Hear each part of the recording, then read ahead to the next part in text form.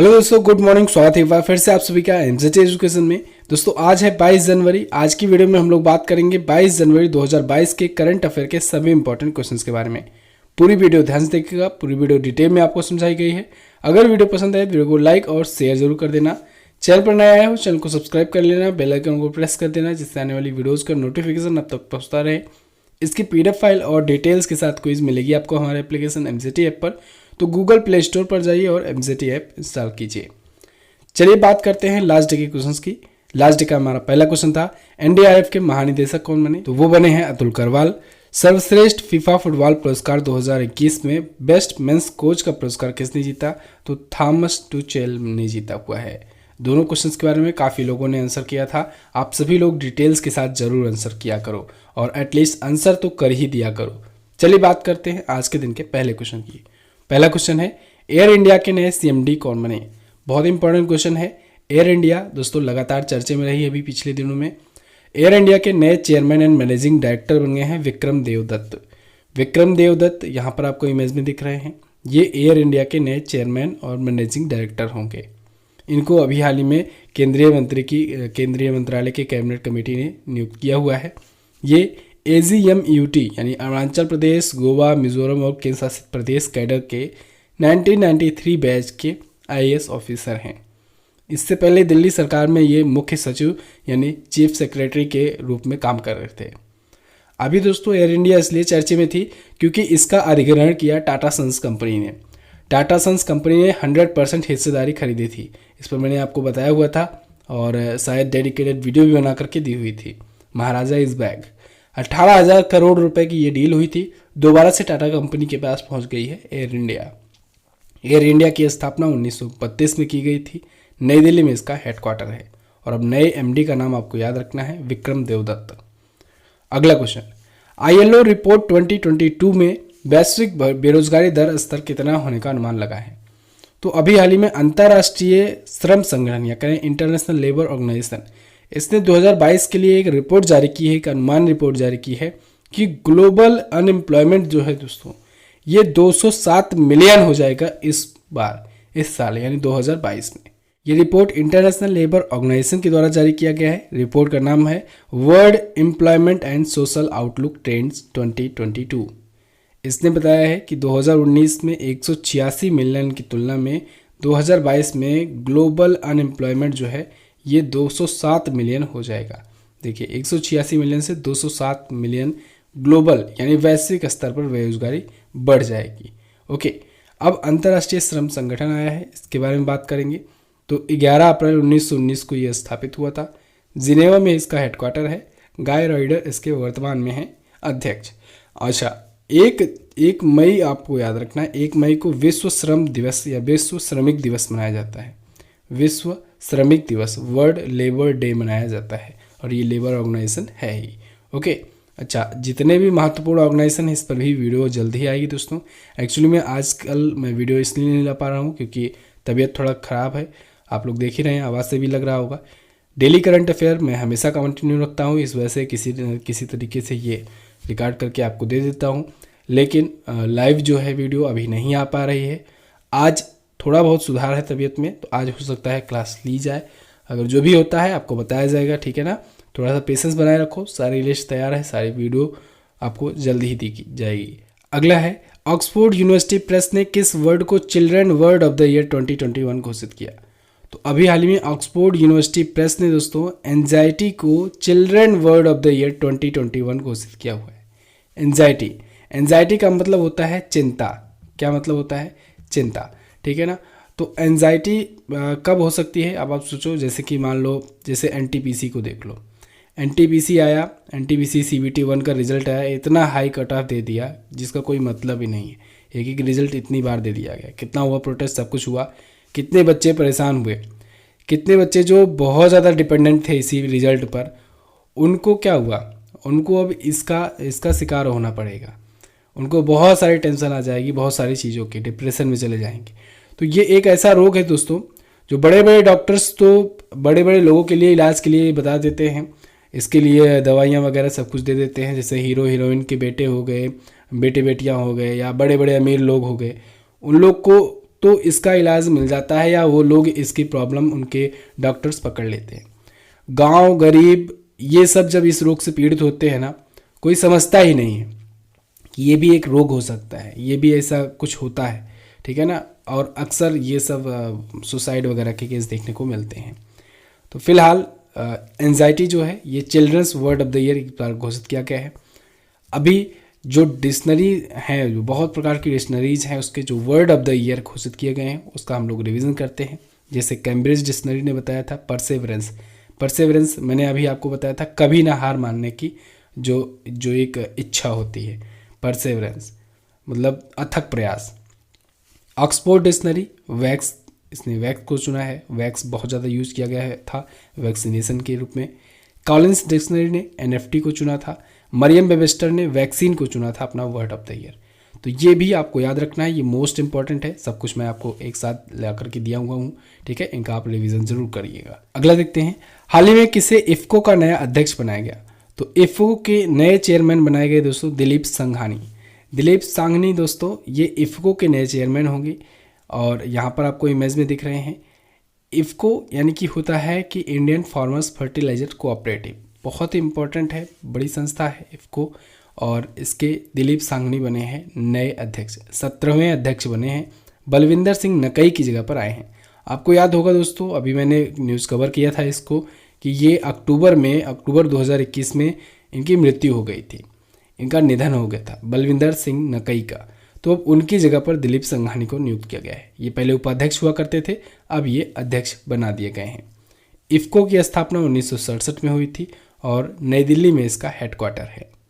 अगला, अच्छा यहाँ पर देख लीजिए एमडी और सीईओ इसके डॉक्टर यूएस अवस्थी हैं, बाकी चीज़ें मैंने आपको बता दी हैं। अगला देख लेते हैं, हाल ही में किसने ब्रह्मोस सुपरसोनिक क्रूज मिसाइल का सफल परीक्षण किया है। तो अभी हाल ही में दोस्तों डीआरडीओ ने किया ब्रह्मोस सुपरसोनिक क्रूज मिसाइल का सफलतम परीक्षण। एक और परीक्षण किया गया ब्रह्मोस सुपरसोनिक क्रूज मिसाइल का। डीआरडीओ की जो भी परीक्षण हुए थे दोस्तों 2021 में, आप लोग की डिमांड पर वो वीडियो मैंने आपको दी। और आप लोग अगर नहीं देखे हो तो सर्च करना डीआरडीओ टेस्टिंग एमजेटी एजुकेशन, लिख करके आप सर्च करोगे तो आपको वो वीडियो मिलेगी, अभी हाल फिलहाल में आई थी। डीआरडीओ के द्वारा जो भी मिसाइल की टेस्टिंग हुई वो बताया गया है। साथ ही साथ कौन सी मिसाइल का क्या काम होता है, कितनी रेंज होती है, सारी मिसाइलों के बारे में मैंने आपको बताया था। ब्रह्मोस के बारे में बताया गया था, उसमें स्पीड कैसे मापी जाती है सबकी, ये भी बताया गया था आपको। सुपरसोनिक हाइपरसोनिक वगैरह क्या होती है। फिलहाल 1 मैक से लेकर के 5 मैक तक की जो स्पीड होती है वो होती है सुपरसोनिक, 5 मैक के ऊपर हाइपरसोनिक होती है, ठीक है ना। 1 मैक जो होता है मतलब ध्वनि की 1 गुना, 2 मैक मतलब ध्वनि की 2 गुना चाल। तो ये जो है फिलहाल सुपरसोनिक है और 3 मैक के आसपास इसकी स्पीड होती है, यानी ध्वनि की चाल की 3 गुना होती है। भारत की ही नहीं बल्कि दुनिया की सबसे तेज क्रूज मिसाइल है ये। क्रूज मिसाइलों में बात करें तो दुनिया की सबसे तेज है ये, ओके। अच्छा, एक और बात, भारत और रूस के सहयोग से बनाया गया था, ये भी मैंने आपको बताया था। भारत और रसिया की 2 नदियों के नाम पर इसका नाम रखा गया था। भारत की ब्रह्मपुत्र नदी और रूस की मॉस्कोवा नदी, दोनों के नदी के नाम पर ये नाम रखा गया ब्रह्मोस। भारत और रूस के सहयोग से बनाया जा रहा है। अभी इसका एक और संस्करण का परीक्षण किया गया उड़ीसा के तट पर, आईटीआर यानी इंटीग्रेटेड टेस्ट रेंज चांदीपुर से।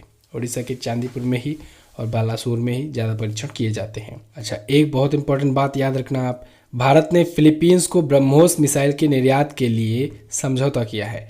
फिलीपींस को जो है ब्रह्मोस देगा ये उधार पर, एक प्रकार से कह सकते हैं, मतलब कि बाय नाउ पे लेटर वाली बात, यानी अभी ले लो धीरे धीरे करके पैसा देते रहना, ओके।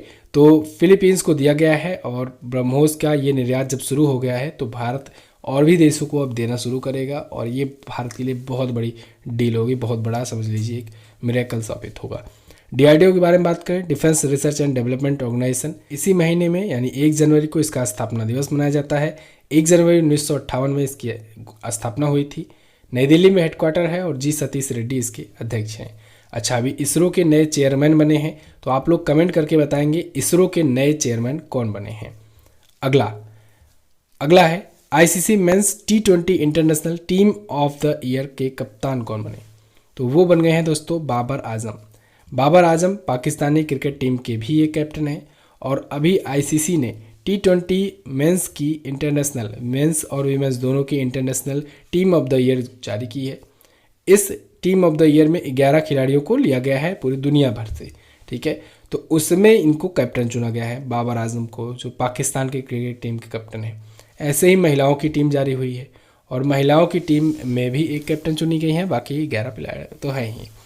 तो इसमें देखिएगा क्या चीज़ है कि एक खास बात है कि कोई भी भारतीय पुरुष खिलाड़ी को जगह ही नहीं मिली है, ठीक है ना। कोई भी आपको इंडियन प्लेयर नहीं दिखेगा आईसीसी की इस 11 की टीम में।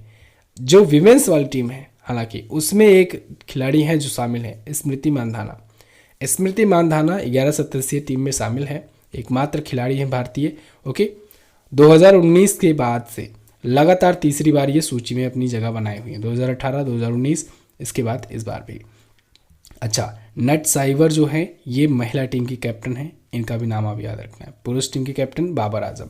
आपको याद होगा दोस्तों, अभी मैंने बताया था कि एक कैलेंडर ईयर में सबसे ज़्यादा रन बनाने वाले खिलाड़ी कौन बने थे T20 में, तो वो बने थे रिजवान, ठीक है। हालांकि 1800 रन तो ये भी बाबर आजम भी बनाए थे 1800 के आसपास में, लेकिन 2000 रन वो बना दिए थे और 2000 रन बनाने वाले भी इकलौते खिलाड़ी बने थे, वो भी पाकिस्तान के ही हैं, रिजवान भी। अगला देखते हैं, कौन सी कंपनी एक्टिविजन ब्लिज़ार्ड इंक का अधिग्रहण करेगी। तो माइक्रोसॉफ्ट ने एक्टिविजन ब्लिज़ार्ड इंक का अधिग्रहण करने की घोषणा की है। ये अभी तक माइक्रोसॉफ्ट की बहुत बड़ी डील होगी, अभी तक की सबसे बड़ी एक्विजिशन होगी। साथ ही साथ जो एक्टिविजन ब्लिज़ार्ड कंपनी है दोस्तों, ये गेमिंग कंपनी है, क्योंकि तो गेमिंग के जो भी गेमिंग का वर्ड है उसमें भी सबसे बड़ा एक्विजिशन होने वाला है, बहुत बड़ा एक्विजिशन ये होने वाला है।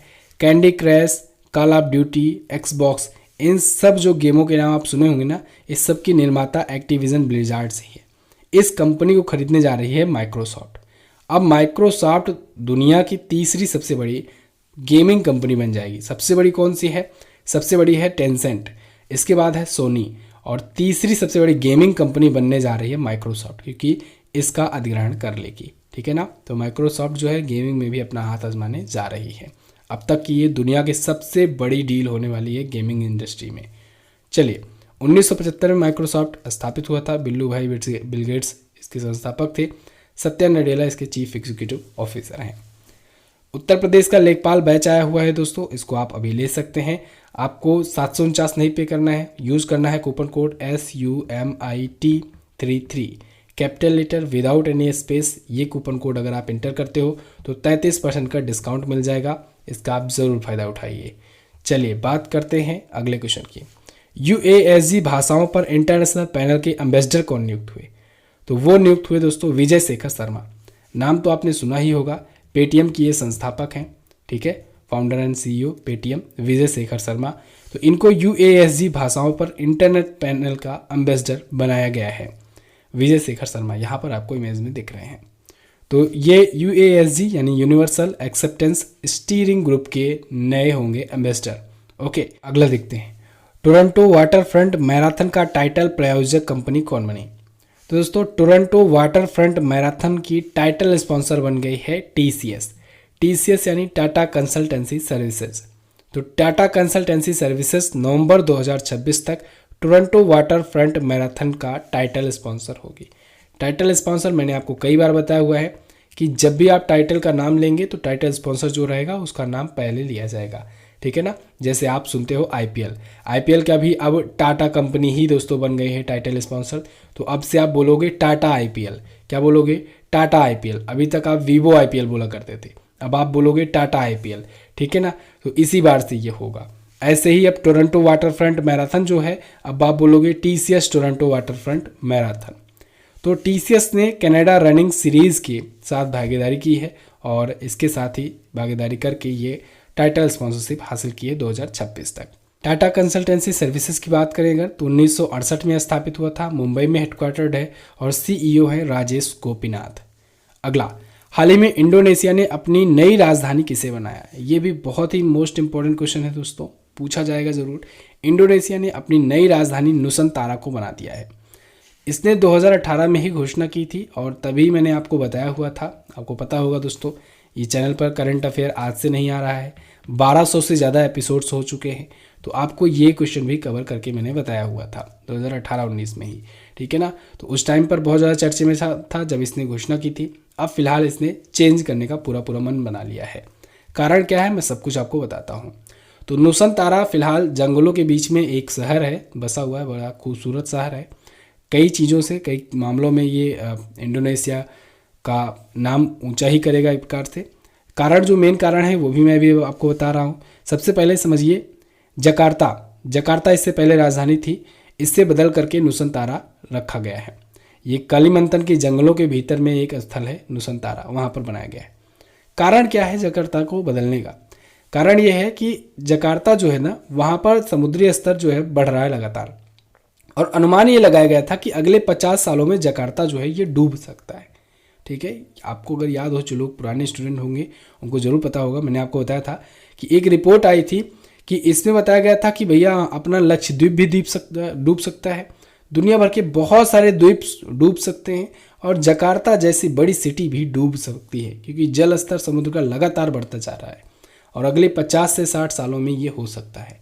तो ऐसी बात को, आशंका को देखते हुए इंडोनेशिया ने घोषणा की थी कि जकार्ता जो है अब इसकी राजधानी नहीं रहेगी, इसकी राजधानी कालीमंतन द्वीप के जंगलों के भीतर में रहेगी। एक है नुसंतारा जगह, वहाँ पर रहेगी। अब नुसंतारा ही क्यों चुना गया? क्योंकि एक तो ये बीचों बीच में पड़ता है इंडोनेशिया के, कह लें, अभी दिखाऊंगा मैं आपको वर्ल्ड मैप में। इसके अलावा अंतर्राष्ट्रीय स्तर पर इसकी प्रतिष्ठा भी बहुत ज़्यादा है, खूबसूरत सिटी है, भौगोलिक संरचना भी इसकी परफेक्ट है उस हिसाब से, ठीक है ना। तो इस वजह से इसने अपनी राजधानी बदलने का मन बना लिया है इंडोनेशिया ने। इंडोनेशिया के प्रेसिडेंट हैं जोको विडोडो। देखिए फिलहाल ये जो कंट्री है ना, ये है इंडोनेशिया। यहाँ पर है अपना प्यारा भारत, यहाँ से ये इतना जो ग्रीन कलर में फैला हुआ है, ये सब का सब जो है ये इंडोनेशिया ही है। जकार्ता कुछ इस जगह पर है, यहाँ पर है, ठीक है ना, और इसी वजह से ये लगातार डूब रहा है, तो चेंज किया जा रहा है इसीलिए राजधानी। क्लियर है बिल्कुल। तो बस दोस्तों ये तो थे हमारे आज के दिन के टॉप 10 करंट अफेयर के क्वेश्चंस। आई होप आपको बहुत कुछ सीखने को मिला होगा, वीडियो पसंद आई होगी। अगर वीडियो पसंद आई है तो वीडियो को लाइक और शेयर ज़रूर कर देना। चैनल पर नए आए हो चैनल को सब्सक्राइब करो। हम लोग 5 लाख के बहुत ज़्यादा करीब हैं, तो आप लोग 5 लाख पूरा करवाओ जल्दी से, फटाफट से शेयर करो इसको, चैनल को सब्सक्राइब करो। बहुत सारे लोग हैं वीडियो रोजाना देखते हैं, चैनल को सब्सक्राइब नहीं किए हुए, चैनल को सब्सक्राइब करो। हमारे पेड बैचेस भी आए हुए हैं, इनको भी आप ले सकते हैं। 33% का डिस्काउंट आपको किसी भी कोर्स पर मिल जाएगा। आपको यूज करना है कूपन कोड सुमित33। ओके, MZT ऐप पर ये सारी चीज़ें मिलेंगी, तो आप MZT app Google play store से ज़रूर डाउनलोड करें। चलिए अब बात करते हैं क्वेश्चन ऑफ द डे की। आज का पहला क्वेश्चन आपके लिए, भारत में नोटबंदी के समय RBI के गवर्नर कौन थे? अगला, हाल ही में सुपर मॉम बाघिन कॉलर वाली का निधन हो गया, इसका आधिकारिक नाम क्या था? तो दोनों क्वेश्चन अच्छे क्वेश्चन हैं, दोनों के बारे में आपको जो पता हो डिटेल में जरूर आंसर करना। चलिए बस फिलहाल रखते हैं इतना ही वीडियो में दोस्तों। वीडियो को एंड तक देखने के लिए बहुत बहुत धन्यवाद। मिलेंगे अगले दिन की वीडियो में, तब तक के लिए नमस्कार, जय हिंद, वंदे मातरम।